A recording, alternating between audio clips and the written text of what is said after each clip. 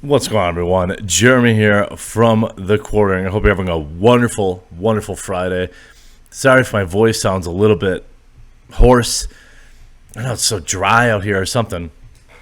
It's cashing my throat out, but I still have a job to do. So we've got a couple of interesting little spicy tidbits as the cast and crew of the film in Arizona begins the blame game. Now with direct names dropping, blaming AB, as the armorer, quote, has no idea where these non-fake, where the blanks, non-blanks came from, and blames it on cost-cutting bosses. Now, I can say probably this.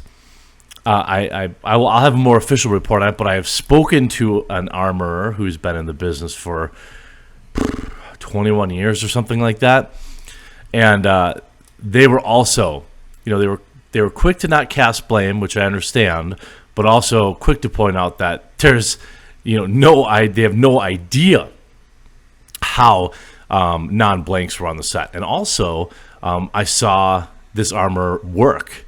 I watched on set about how they go about their business, and to me it was even more baffling.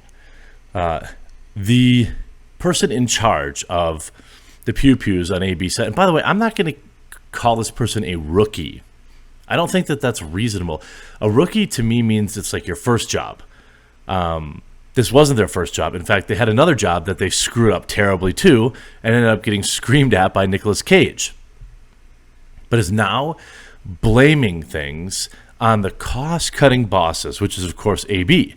He's executive producer, and I'm being told, I haven't seen this for sure, but the sources are reliable, that told me is that they've now basically called off all future programs, including Rust. The film's canceled. So, I mean, when you have the main actor canceling all of the projects on hand, certainly he may need time to mentally process everything that's going on, and maybe it was a knee-jerk type of reaction to say, okay, everything's canceled. But I actually feel really, really bad. I mean, obviously for this cinematographer, obviously the worst for, but there's also a lot of people that were working on that film that, including Jensen Ackles, I believe, that I really like, and it stinks that, he's giving up on it. Now, this rookie, I've been referring to her as the yellow purple-haired one. The yellow purple-haired one has already obtained representation, and they told NBC late Thursday, last night, that the former model is devastated and completely beside herself over the events that have transpired. I thought it's believable. Quote, safety is her number one priority on set. Doesn't seem like it to me. Ultimately, the set would never have been compromised if non-blanks were not introduced, obviously, said in the statement. They also wrote that she has no idea where they came from, saying that everything had been locked up every night. In fact, I've seen on a set how they're locked up, and they were tightly secured. Is it possible that, kind of rogue cast members had access, or they knew how to get access and they took them out? Maybe. Seems unlikely. Now, I don't have a lot of experience on set, only being on one ever, but I did pay attention to that and the way that everyone created things, the way things that were called out, things like that. Now, the rookie was working only her second job in this role and insisted she was understaffed, undertrained, and overruled when she tried to improve safety on the set before everything happened. Again, being overruled, you probably should walk off the set because ultimately you're the one facing the scrutiny now, aren't you? The armorer that I spoke to seemed pretty clear about, if those situations weren't like that, that they would walk off set too, and that would just be it, because ultimately the buck stops with them. The idea that you're understaffed, that seems like a this production wasn't that gigantic. Seems like well within the grips of what one person could do. Maybe not. Maybe not. The legal team also said that they were hired on 2 positions for this film, which made it extremely difficult to focus on the job as an armorer.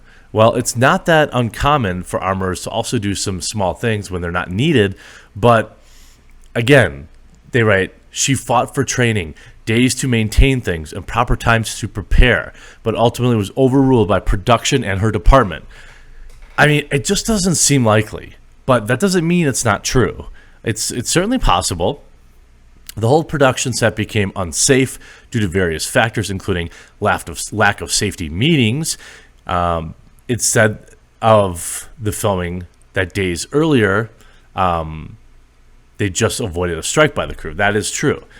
The purple and blue-haired, yellow-haired appeared to confirm earlier reports that there had been, quote, an accidental discharge at least twice during filming, insisting she wasn't responsible for either. Well, of course, nothing was her fault. She wasn't responsible for that accidental discharge, wasn't responsible for the other one, wasn't responsible for non-blanks ending up on set. Just the person in charge of all of it, definitely not responsible for everything that went wrong. Now, the first one on the set was the prop master, and the second was the stuntman. Okay. After they informed him that it was hot with blanks. You know, look, once you put, you train these actors, once you put the thing in their hand, if they trip and fall or if they do something different, like, it's difficult to put the blame on her for that. But ultimately, that's where it goes. Like, the kind of NFL team, like, your team plays bad, even if an individual player does something stupid, like, ultimately, that's on the coach. Now, producers of the film said they did not immediately return requests. Currently, there are no charges filed. I remain skeptical, if any will be, but I have a feeling that somebody should be, right? Many of you out there think AB should be, and I'm starting to think, I'm starting to warm up to the idea. Around 500 items were taken as part of the investigation, including blanks and dummies. Now, the difference, I learned this from an actual armorer. Dummies don't have any type of firing capability. They're just there for looks. Maybe you're watching an actor load a magazine or something like that. And blanks do fire, but obviously there's no lead on the end of it. So, where these real ones came in, it's difficult to know. I don't think that it's fair. I don't want to use the word fair, but I don't have a lot of sympathy for somebody coming out after the fact, after something happened, and saying, well, I tried to tell you. Nobody was forcing her to continue to work there. Nobody. But they did. One thing I will say, in terms of leadership, leaders don't generally play the blame game, or good leaders don't anyway. Now, I suppose if you're facing a hard time or massive lawsuits, I can understand why people would be doing a little bit of self-preservation. And the more industry people I talk to now, the more it seems extraordinarily likely that there's going to be massive lawsuits. Massive. And that's not even I'm not even referring to or talking about, potential losses of freedom. For some people, the lawsuits are going to be enormous. As of 18 minutes ago, absolutely, brand new information. Authorities released information about multiple things that they took from the set.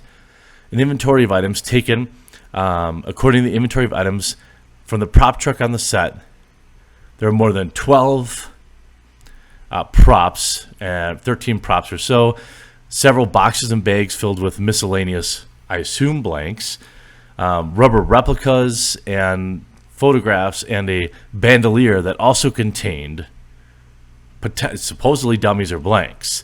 The idea that, look, the buck still stops with you. When you're trying to shift the blame, and when you're saying, I have no idea, When you say I have no idea where the non-blanks came from, that's the exact same as saying, well, it's my fault, because it's literally your job. Literally. Now, there's some interesting wild theories going out there that this was done on purpose. I even entertained the idea that maybe it was, an angry cast member about the conditions and was like, hey, I'll show you what an unsafe condition looks like.